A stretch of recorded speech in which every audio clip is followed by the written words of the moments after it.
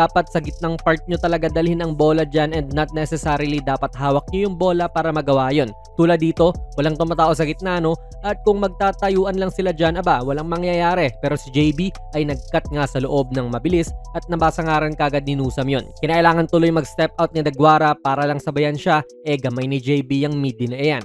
And even kung dalhin nyo yung bola sa gitna ay hindi pa rin actually sapat talaga, lalo if nadepensahan ng kalaban.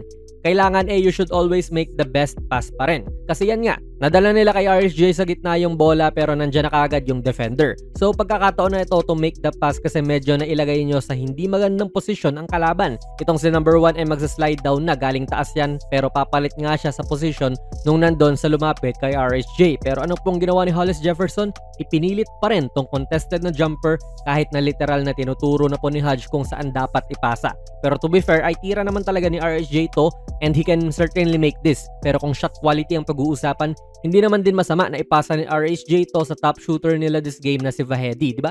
Kaya ayan, mintes. Again mga idol, basically